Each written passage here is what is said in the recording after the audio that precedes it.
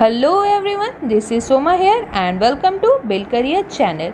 तो आज हम GSTN यानी कि गुड्स एंड सर्विसेज नेटवर्क को देखेंगे। तो पिछली क्लास में हमने GST की 2 क्लासेस कंप्लीट कर ली थी और हम बेसिक्स को अपने क्लियर कर चुके थे। ओके, तो अगर आपको GST रिलेटेड कोई भी प्रॉब्लम हो तो आप जाकर उन वीडियोज़ को देख सकती हैं। मैं उनका लिंक आई बटन में प्रोवाइड कर दूँगी। ओके, तो आज हम GSTN को करेंगे और कल हम गुड्स एंड सर्विस जो काउंसिल है उसको हम देखेंगे, सर्विस टैक्स काउंसिल। ओके, तो इसकी हम ईच एंड एवरी पॉइंट को डिटेल में देखेंगे। इसकी जितनी भी बेसिक्स डिटेल, मिशन, विजन जो भी है, अवार्ड्स रिलेटेड जो भी है अपडेटेड पॉइंट, हम सबको देखने वाले। ओके, तो चलिए स्टार्ट करते हैं आज की क्लास। तो अगर चैनल पे न्यू हो तो चैनल को सब्सक्राइब करना, वीडियो पसंद आए तो ही लाइक करना और फ्रेंड्स के साथ शेयर करना, और अपने कुछ सजेशन हो तो प्लीज़ आप मुझे कमेंट बॉक्स में कमेंट कर सकते हो। चलिए स्टार्ट करते हैं आज की क्लास। क्या है GSTN? तो GSTN का मतलब है goods and service tax network. तो GSTN को गवर्नमेंट ने सेटअप किया था एज अ प्राइवेट कंपनी के रूप में अंडर कंपनीज एक्ट 1956। और कौन से सेक्शन के अंदर था? सेक्शन 25। ओके, तो मैं इसको पॉइंट डाउन कर लेती हूँ। ओके, तो देखिए इसको इनकॉर्पोरेट कब किया गया था? मार्च 28, 2013 में। ओके, और इसको इनकॉर्पोरेट किया गया था सेक्शन 25 कंपनीज एक्ट 1956 के अंडर। ओके, तो ये कौन से कंपनी की टाइप है? ये है प्राइवेट कंपनी। ओके, ध्यान रखिएगा ये बात, इसे नोट डाउन ज़रूर कर लीजिएगा। ये पब्लिक कंपनी नहीं है बल्कि एक प्राइवेट कंपनी है और ये मेनली 3 सर्विसेज प्रोवाइड करती है। एक रजिस्ट्रेशन, दूसरा पेमेंट और तीसरा है रिटर्न। तो मैं इसको डिटेल में आपको बताऊँगी। ओके, तो इसकी हेड ऑफिस कहाँ है? GSTN की हेड ऑफिस है न्यू दिल्ली में। ओके, तो इसके ऑब्जेक्टिव क्या है देख लेते हैं। तो GSTN एक इनडायरेक्ट टैक्सेशन प्लेटफॉर्म है जिसे GST के लिए बनाया गया है और ये इंडिया के टैक्स पेयर की हेल्प करता है टैक्स लायबिलिटी और उसके कंप्लायंसेस को पूरा करने में, यानी उसके जो GST रिलेटेड दायित्व है उसे पूरा करने में हेल्प करते हैं। किसके लिए? रिटर्न फाइलिंग करने में और टैक्स का भुगतान या फिर पेमेंट करने में। ओके, ये सेंट्रल गवर्नमेंट और स्टेट गवर्नमेंट के जो स्टेट गवर्नमेंट के रिलेटेड जो टैक्सेस हैं और किनको? स्टेक होल्डर्स को।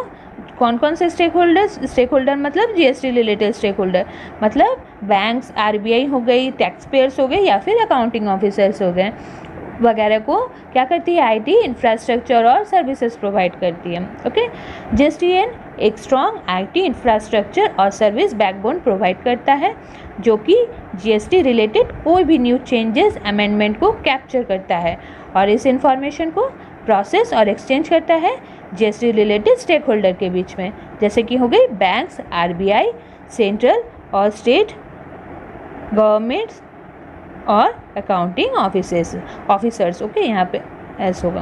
ओके, चलिए अब नेक्स्ट स्लाइड पे चलते हैं। उनकी विज़न क्या है?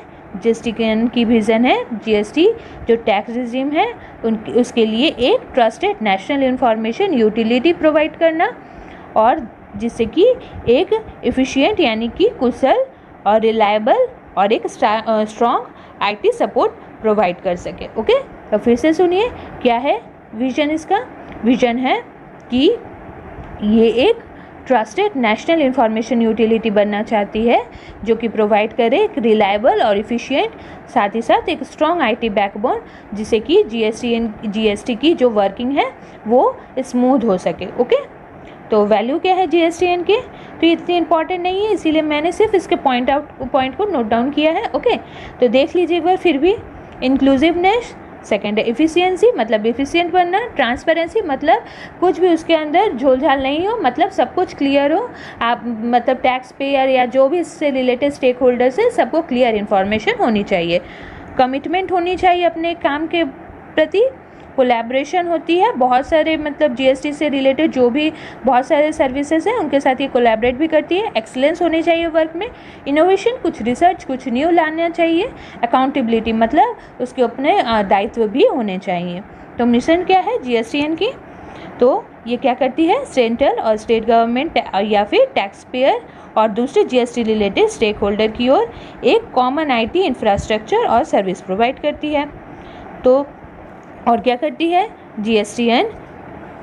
जो भी टैक्स पेयर है उनके लिए tax payer profiling utility develop करती है, जो कि सेंट्रल और स्टेट टैक्स एडमिनिस्ट्रेशन सिस्टम के लिए इम्पॉर्टेंट है। ओके, और क्या फंक्शन है इसके, मिशंस क्या है, तो जीएसटीएन रजिस्ट्रेशन से लेके पेमेंट तक की सारी सर्विसेज प्रोवाइड करती है।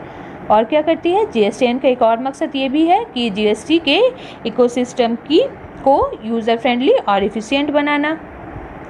जीएसटीएन जीएसटी सुविधा प्रोवाइडर से कोलैबोरेट करती है, जिससे कि क्या हो सके, जिससे कि जीएसटी के रोल आउट एप्लीकेशन में भी हेल्प मिल सके। ओके, देखिए, जिससे कि स्टेक होल्डर्स को एक सिंप्लीफाइड सर्विसेज प्रोवाइड की जा सके। ओके, और जीएसटीएन टैक्स अथॉरिटी को कंसल्टेशन और ट्रेनिंग सर्विसेज भी प्रोवाइड करती है और जीएसटी रिलेटेड रिसर्चेस भी करती है। साथ में टैक्स ऑफिसर्स को टैक्स सर्विसेज और ट्रांसपेरेंसी लाने में भी ये हेल्प करती है। तो ये सारे मिशन हो गए जीएसटीएन के। चलिए, इससे रिलेटेड जो इम्पॉर्टेंट इन्फॉर्मेशन है मैं आपको प्रोवाइड करूँगी। तो अभी जीएसटी रिलेटेड टैक्स पेयर्स कितने हैं, 1.26 करोड़।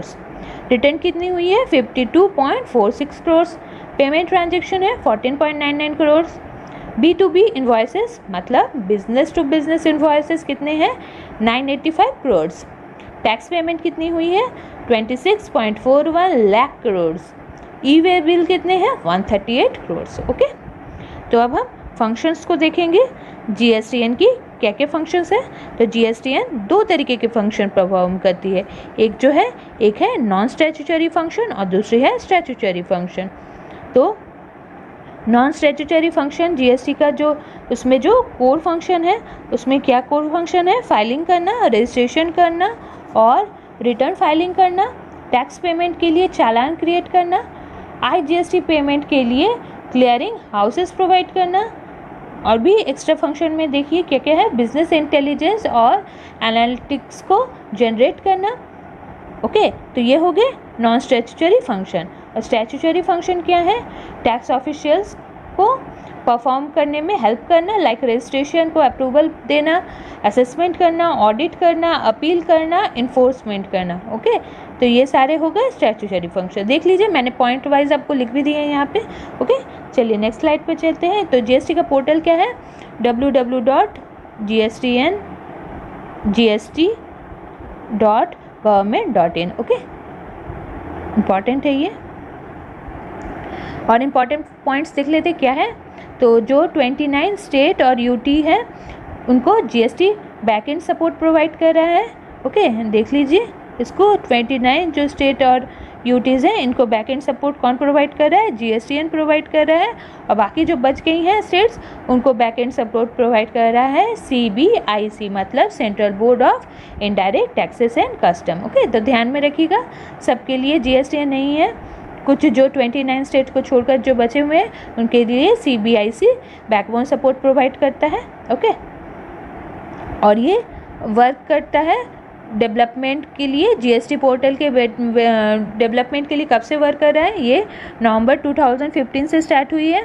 और इसको ये सर्विस कौन प्रोवाइड कर रहा है, इसको इसके जो मैनेज्ड सर्विस प्रोवाइडर थी, कंपनी थी, वो थी Infosys. Okay, GST portal officially कब लॉन्च की गई थी, इसको 1 जुलाई 2017 में लॉन्च की गई है। और उसको रिसेंट अवार्ड क्या क्या मिले हैं, चलिए देखते हैं।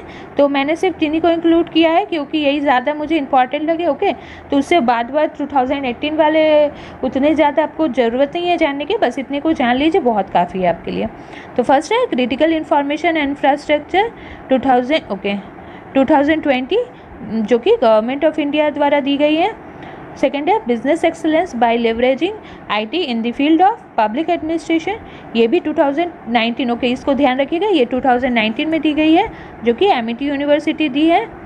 एक्सलेंस इन साइबर सिक्योरिटी 2019 में प्रोवाइड की गई है जो कि IFSEC ने प्रोवाइड की है। तो जीएसटीएन को 3 कमेटी में डिवाइड किया गया है, GSTN HR committee, GSTN remuneration committee और जीएसटीएन CSR कमेटी। तो मैंने आपके लिए ये इतने जो पूरे क्लियरिफिकेशन इसीलिए लाया कि अभी तो पैटर्न चेंज हो रहे हैं क्वेश्चन के, तो हो सकता है कि आपको जीएसटी तो नॉर्मल है, सभी को पता है, इसीलिए हो सकता है इसके अंदर से भी क्वेश्चन आ जाए, इसीलिए मैंने यहाँ पे इसे इंक्लूड किया। ओके, तो इसका ऑर्गेनाइजेशनल स्ट्रक्चर देखिए, तो इनके जो चेयरमैन हैं डॉक्टर अजय भूषण पांडे जी हैं, ओके, और इनके CEO कौन है, श्री प्रकाश कुमार, ओके। नाम याद रखिएगा, 2 नाम इंपॉर्टेंट थे, मैंने उन्हीं को इंक्लूड किया यहाँ पे। तो इसमें बहुत सारे नाम तो हैं, मैं सिर्फ आपको एक बार ज़रूर बता दूंगी कि कौन कौन नाम इंपॉर्टेंट है। तो ये 2 नाम तो इंपॉर्टेंट है, बस एक बार और नाम सुन लीजिए सिर्फ। तो इसमें CVP और कौन कौन से पोस्ट है, EVP और VP पोस्ट है। तो CVP मतलब सीनियर वाइस प्रेसिडेंट, EVP मतलब एग्जीक्यूटिव वाइस प्रेसिडेंट और VP मतलब वाइस प्रेसिडेंट। तो कौन किसके अंडर है देख लीजिए। तो फर्स्ट है CVP, EVP, और CVP में जो नाम है उनका नाम है प्रमोद B और सोमनाथे।